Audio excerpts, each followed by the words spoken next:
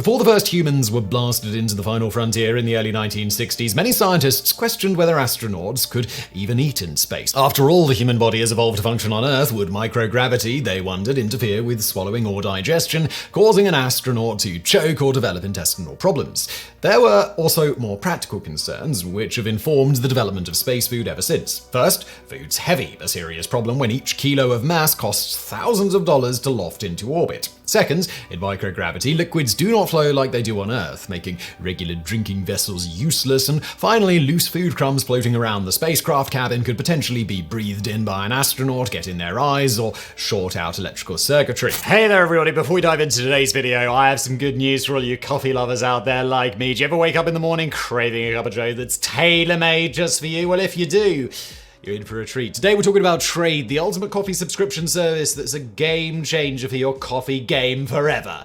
Trade customizes your coffee based on your preferences, so you get the perfect brew every time. It's like having a personal barista who knows your taste. Trade roasts your coffee to order and delivers it exactly when you need it. No more rushing to the store or settling for subpar beans. Your favorite coffee comes to you. Now you might be wondering, what exactly is Trade? Well, it is the secret to discovering better coffee at home. They've teamed up with over 55 local roasters to bring you the best beans from across the country. It's a coffee lover's dream come true. And what sets Trade apart is their personalized touch. They map your coffee preferences to hundreds of flavor profiles, making sure you get the coffee you love every single time. It's like they've cracked the code of your taste buds. So what are you waiting for? Head on over to drinktrade.com/brainfood or click the link in the description below to receive a free bag of fresh coffee with any subscription purchase. Don't miss out on this opportunity to enjoy the coffee experience of a lifetime. Remember, with Trade, you're not just getting coffee, you're getting an experience that's customized just for you. Thank you to Trade for sponsoring, and now today's episode. For these reasons, when Soviet cosmonaut Yuri Gagarin became the first human to orbit the Earth on April the 12th, 1961, he carried with him 3 160-gram toothpaste-style food tubes containing either pureed meat or chocolate sauce. To his and everyone else's relief, Gagarin had no trouble swallowing and digesting the food. Indeed, food is largely passed through the digestive system by peristalsis, the rhythmic contraction of the esophageal and intestinal walls, a process that works perfectly well in microgravity. However, as the Soviets would soon learn, there are many other challenges to humans living and working in space. For example, during the Vostok 2 mission, launched on August 6, 1961, German Titov became the first to experience something that would plague countless future astronauts and their flight surgeons: the combination of disorientation, dizziness, and nausea known as space adaptation syndrome, or simply space sickness. By contrast, the first 2 American space flights, Mercury Redstone 3 and 4, were only 15-minute suborbital hops, so the astronauts, Alan Shepard and Gus Grissom, carried no food with them. Indeed, to ensure the astronauts would not be distracted by the urge to defecate, they were made to eat an all-protein, low-residue breakfast of steak and eggs prior to launch, a practice which has since become a cherished NASA tradition. The first American to eat in space was John Glenn, who orbited the Earth aboard Mercury Atlas 6 on February 20th, 1962. Much like Gagarin, Glenn was provided with metal squeeze tubes filled with apple sauce or a mixture of pureed beef, vegetables, and gravy. While Glenn did have some apple sauce and sugar tablets, he reported not being very hungry and did not otherwise eat during his 5-hour mission. However, he may have sampled a product which has since become inextricably associated with the space program, a certain orange-flavored drink called Tang. First introduced by General Foods Corporation in 1959, Tang initially sold poorly. The following year, however, the newly formed NASA selected the product for use in Project Mercury. The powder was packed in a plastic pouch into which the astronaut could inject water from the spacecraft's onboard supply. They then squeezed the pouch to mix the contents and drank it through an attached straw, the system that neatly got around the problems of liquids in microgravity and is still used to this day. While NASA was careful to avoid product placement by labeling the pouches simply as orange drink, General Foods eagerly capitalized on its association with the space program, advertising Tang as the drink of astronauts. As expected, sales shot through the roof. But while Tang was on the menu of several Gemini, Apollo, and Space Shuttle missions, not all astronauts were big fans. As Glenn later explains, on the ground, we liked the sweet fruit juices, such as mango. In orbit, we generally found them too sweet. This observation touched on a strange phenomenon experienced by many astronauts. Long-term exposure to microgravity significantly affects one's sense of taste. Other astronauts were less nuanced, with Buzz Aldrin, Apollo 11 lunar module pilot, once stating, "Tang sucks," and explaining in his 1970 autobiography, "I can't speak for the other flights, but before, the 3 of us dutifully sampled the orange drink, supposedly Tang, and instead chose a grapefruit-orange mixture as our citrus drink. If Tang was on our flight, I was unaware of it." The Mercury astronauts were also less than enthusiastic about sucking down food from tubes. Not only could the food not be seen or smelled prior to eating, but the delivery system limited the variety and texture of food that could be served. Consequently, on his May 24, 1962 Mercury Atlas 7 mission, Malcolm Scott Carpenter became the first astronaut to eat solid food in orbit. Developed in partnership with the Pillsbury Corporation, this food consisted of bite-sized cubes of compressed dates, cereals, and chocolate with a special gelatin coating to prevent them from crumbling. Unfortunately, the cubes accidentally got crushed prior to launch, cracking the coating and creating crumbs which soon began drifting around the cabin. Wary that these crumbs posed an inhalation hazard, Carpenter quickly put the food away. High cabin temperatures also caused the supplied chocolate bars to melt in their packages, meaning that other than the water and Xylo's sugar pill, Carpenter ate nothing for the rest of the mission. NASA next experimented with freeze-dried food. Developed by the Whirlpool Corporation, freeze-drying, or lyophilization, involves flash-freezing food and subjecting it to a hard vacuum. This causes the ice in the food to sublimate, that is, transition directly from solid to gas, leaving the structure and taste of the food intact while rendering it much lighter and resistant to spoilage. All the astronaut has to do is inject water into the packaging to rehydrate the food and restore it to its original state. However, the water supply aboard the Mercury spacecraft was unheated, meaning astronauts experienced difficulties in rehydrating their meals. By the time of the final 34-hour Mercury Atlas 9 mission on May 15, 1963, the situation had improved somewhat, with astronaut Leroy Gordon Cooper eating a meal of dehydrated shrimp, potato salad, and apple juice. Following the flight, however, Cooper remarked that, "I think the food I had along was adequate, although it was so much work to get some of it here that I tended just to perhaps not eat as much as I should have." As NASA transitioned from Project Mercury to the much more ambitious projects Gemini and Apollo, it became clear that space food technology needed serious improvement. A round-trip flight to the moon could take 2 weeks, making astronauts' long-term nutrition a much greater priority. However, keeping astronauts properly fed and their morale high would be difficult if they found their food unpalatable. By the time the first Gemini missions were launched in 1965, NASA food scientists had created an extensive meal of dehydrated items including fruit, salads, stewed meat, soup, cereal cubes, bacon cubes, toast squares, butterscotch pudding, and sandwiches from which astronauts could assemble their daily meals. Shrimp cocktail, consisting of freeze-dried shrimp and powdered cocktail sauce, proved especially popular with Gemini and Apollo astronauts, with many selecting it for breakfast, lunch, and dinner. As Buzz Aldrin later raved, they were chosen one by one to make sure they would be tiny enough to squeeze out of the food packet, and they were delicious. The design of the Gemini spacecraft made freeze-dried foods a logical choice. Unlike Mercury, which used batteries, Gemini was powered by hydrogen fuel cells, which produced water as a byproduct. The astronauts thus had plenty of water with which to rehydrate their meals, which was injected into the food packets using a special squirt gun. However, this water was still unheated, meaning the food often took a long time to properly rehydrate. These shortcomings led Gemini astronauts to pine for proper terrestrial food, leading to one of the most infamous incidents in the early space program. On the 23rd of March, 1965, the first Gemini mission, Gemini 3 blasted off from Cape Canaveral, carrying astronauts Gus Grissom and John Young into orbit. As a surprise treat for his commander, Young smuggled aboard a corned beef sandwich purchased at Wolf's Restaurant in Cocoa Beach, Florida. This violated several NASA regulations. Not only could the sandwich release potentially troublesome crumbs, but as part of a biomedical study, Grissom was not authorized to eat any food during the 5-hour mission. Thus, while delighted with the gift, Grissom only took a few bites before stowing the contraband sandwich away. Grissom and Young were later rebuked for the incident, which resulted in a congressional hearing, and NASA Administrator George Mueller promising to clamp down on what astronauts were allowed to bring on missions. While Gemini astronauts generally enjoyed their food selections, as missions grew longer and longer, they began encountering another problem: storage space. The cockpit of the Gemini spacecraft was roughly the size of the front seats of a Volkswagen Beetle, and into this space the astronauts had to cram the 1,800 cubic centimeters of food that each man would need for every day of the mission. Furthermore, they also had to somehow store the used food packages, as well as plastic bags of their own waste. On August 21st, 1965, Gordon Cooper and Pete Conrad blasted off into orbit aboard Gemini 5, an 8-day endurance mission meant to test the limits of the Gemini spacecraft and its occupants. As the mission wore on, the astronauts quickly ran out of storage space and were forced to stuff waste bags into every available corner, leading Cooper to describe the mission as 8 days in a garbage can. 4 months later, Frank Borman and Jim Lovell would encounter similar problems during the Gemini 7 mission, a grueling 14-day ordeal designed to simulate a round trip to the moon. The Apollo lunar program saw some of the most significant advances courses in space food technology, many of which were developed by the US Air Force School of Aerospace Medicine in Dayton, Ohio, and the Natick Army Labs in Massachusetts. One major upgrade to the Apollo spacecraft compared to Gemini was the provision of a hot water supply, which made freeze-dried food easier to rehydrate and the resulting product more palatable. But while these meals were designed to be squeezed from their packets through a narrow opening, astronauts soon took to cutting the bags open and eating the contents with a regular spoon to more closely approximate a regular culinary experience. In light of this practice, NASA soon developed the spoon bowl,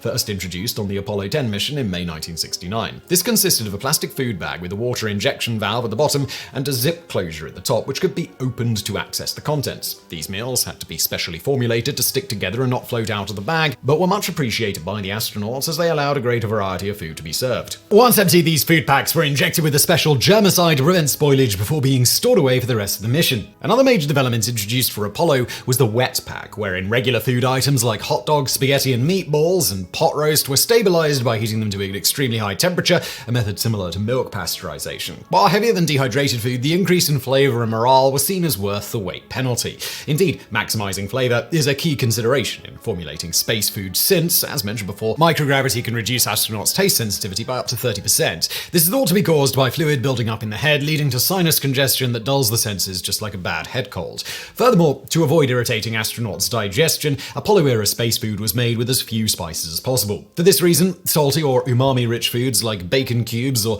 the aforementioned shrimp cocktail became perennial favorites. Wet packs also allowed for a variety of food items to be carried on missions. For example, as they orbited the moon on Christmas Eve 1968, the crew of Apollo 8 dined on thermo-stabilized packets of turkey and gravy and even fruitcake. And at the astronauts' request, Apollo 10 introduced a pantry system wherein they could select, mix and match various food items as they pleased. In practice, however, this proved more trouble than it was worth, and most Apollo astronauts stuck to the pre-packaged meals that they had selected before launch. Subsequent missions introduced even more menu options, such as thermally stabilized cheddar on Apollo 11, dehydrated natural orange juice on Apollo 13, and even fresh sliced bread on Apollo 15. These slices were sterilized by exposure to 50,000 rads of cobalt-60 gamma radiation and allowed the crew to create their own sandwiches using meat salad spreads stored in pull-top metal cans. Many of these innovations were developed under the leadership of physiologist Rita Rapp, who headed NASA's Apollo Food System team. One of the first women to study medicine at St. Louis University School of Medicine, Rapp made many important contributions to space food technology, including her homemade sugar cookies, which became so popular among the astronauts that they became an informal currency aboard the Skylab space station.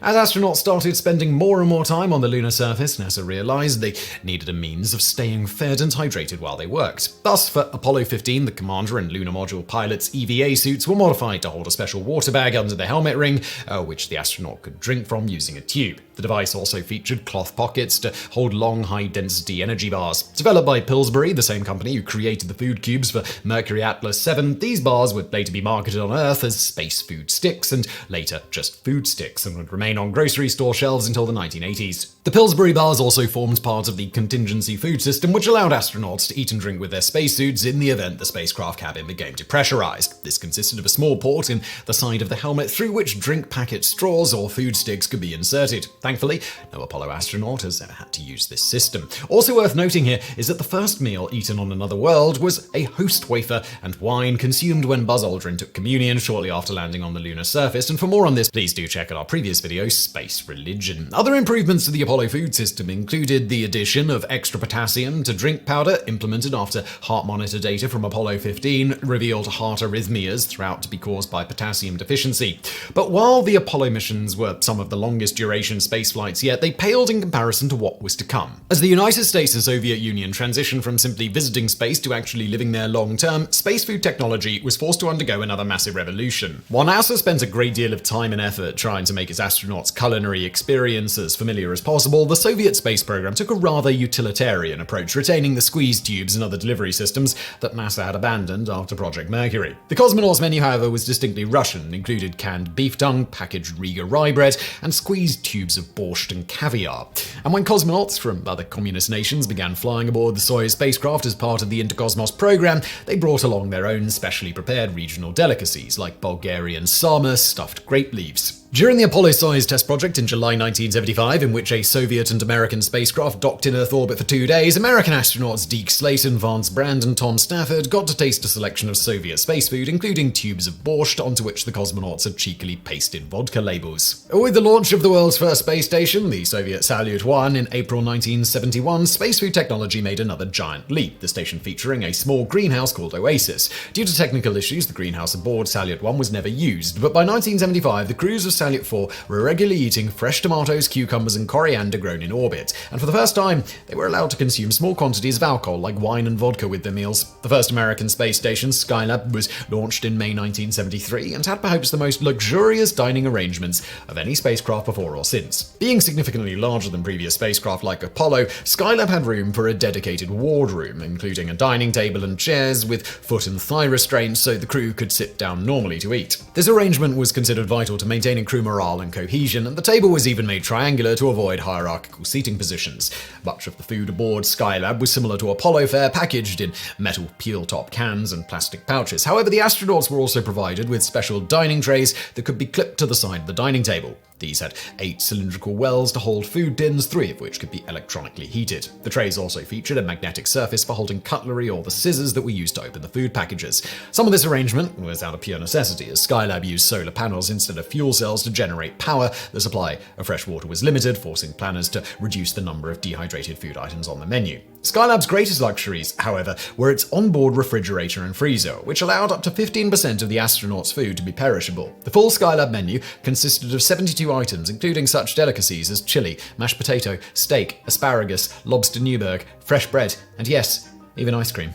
This would be the first and last time real ice cream would be eaten in space for no spacecraft since Skylab. Not even the Space Shuttle or International Space Stations included a freezer. But I hear you ask, what about that freeze-dried ice cream? While this gift shop staple was developed at the request of the astronauts and included on the menu of the 1968 Apollo 7 mission, none of the crew remember having eaten it during the flight, and the reaction to freeze-dried ice cream was less than stellar, when NASA astronaut Mike Massimo once stating, "Freeze-dried ice cream is disgusting, more closely related to a building material than a food." For this reason, ice cream was left off the menus of all subsequent NASA missions except Skylab. Another culinary first attempted by the Skylab program was the introduction of alcohol to the US space program, in this case, cream sherry. However, before this stellar digestive could make it into orbit, NASA subjected it to simulated microgravity aboard an aircraft flying parabolic arcs, the so-called vomit comet. This test revealed that the smell of the sherry quickly permeated the cabin and induced nausea, prompting NASA to pull it from the flight. Instead, the astronauts consumed their supply on the ground with their pre-launch meal. Today, alcohol is forbidden aboard the International Space Station, not only because of the smell, but also its potential negative impacts on astronaut health and performance. Skylab was abandoned in February 1974 and deorbited in 1979, taking its palatial wardroom with it. Crews of the Space Shuttle Orbiter, which flew in 1981, would have to contend with slightly less luxurious dining arrangements. The small galley located on the orbiter's middeck incorporated a water dispenser for rehydrating freeze-dried food, and powdered drinks and an oven for reheating wet-packed meals. As on Skylab, food packages could be fastened to a tray, but with no table to sit around, these trays had to be strapped to the astronauts' laps and consumed wherever was convenient. But what the shuttle lacked in dining facilities, it more than made up for in the selection, with the full menu consisting of 74 different food items and 20 drinks. In 2006, the crew of Discovery even enjoyed a special menu developed by celebrity chef Emeril Lagasse, which included jambalaya and bread pudding. 20 years earlier, in 1985, the then-raging Cola Wars even made their way to the final frontier when both Coke and Pepsi developed special microgravity-compatible cans to allow their respective brands of carbonated sugar water to be consumed in space. Flown aboard the Space Shuttle Challenger on mission STS-51F, the cans featured push-button valves and short straws to allow astronauts to squirt the content directly into their mouths. Unfortunately, astronaut Cola proved a bigger flop than New Coke. Not only did the shuttle not have a refrigerator, forcing the soda to be consumed at room temperature, but without gravity to separate gas from liquid in the stomach, escaping carbon dioxide from the carbonation resulted in an unpleasant form of vomiting known as wet burping. The astronauts universally preferred their traditional powdered drinks, which could be prepared cold using the shuttle's onboard water supply. Moving on from there, when the International Space Station was first occupied in the year 2000, the only galley was located in the Russian orbital segment and consisted of a table for 3, a warm hot water dispenser, and an electrical induction heater for warming Russian metal food tins. Later, American astronauts installed a second briefcase-sized food warmer in the Unity module capable of accommodating NASA's flexible food pouches. Today, around half the food aboard the ISS is supplied by the United States and the other half by Russia and other countries. As the only refrigerators aboard the station are reserved for scientific experiments, all food must be shelf-stable for up to 18 months. According to the current NASA system, all food aboard the ISS falls into one of 8 categories. Number 1, beverages, fruit juice powders or instant coffee and tea that is rehydrated from the station's onboard water supply. 2, fresh foods, fruits, vegetables and other perishables flown up every 6 months by resupply missions, which must be consumed quickly before they spoil, as regular bread tends to produce so troublesome crumbs. The preferred bread product for making sandwiches aboard the ISS is the flour tortilla. Number 3, irradiated meat, beef and other meats which have been bombarded with gamma radiation to sterilize it. Number 4, intermediate moisture foods, foods with some water content but not enough to cause immediate spoilage, such as dry sausage and beef jerky. Number 5, natural form foods, commercially available shelf-stable foods such as cookies and granola bars that can be packed and eaten unmodified. A particular popular snack is M&M's, generically labeled by NASA as candy-coated chocolates. Number 6, rehydratable foods, dehydrated or freeze-dried items as used on Gemini, Apollo and the Space Shuttle, which can be restored to their original forms using the onboard water supply. Number 7, thermostabilized foods, a modern form of the Apollo-era wet pack in which food is heated to high temperatures in its packaging to sterilize it. And number 8, extended shelf-life bread products, which are baked goods like scones and waffles, specifically formulated for long-term shelf stability. Within these categories, ISS astronauts enjoy a bewildering variety of options to choose from, with the American menu including such items as scrambled eggs, teriyaki beef, spaghetti bolognese, cashew curry chicken, and even breakfast cereal, which consists of dry cereal and milk powder into which cold water is injected just before consumption. Other space agencies have also produced space-rated versions of traditional foods such as Japanese ramen and sushi and Korean kimchi. Some items, however, have proven too offbeat for even hardy folk like astronauts. For example, Swedish astronaut Krista Fulgersang was forbidden from bringing reindeer jerky because it would be too weird for his American colleagues so close to Christmas. He was forced to bring moose jerky instead. As previously mentioned, nasal congestion caused by fluid buildup in microgravity can dull an astronaut's sense of taste by up to 30%, so spicy condiments like mustard, hot sauce, and wasabi are understandably popular. Some of these items, however, must be specially adapted to the unique challenges of microgravity. For example, loose salt and pepper could potentially get loose in the cabin and wreak havoc, so they are mixed with water and olive oil respectively and stored in squeeze bottles so they can be safely squirted into food pouches.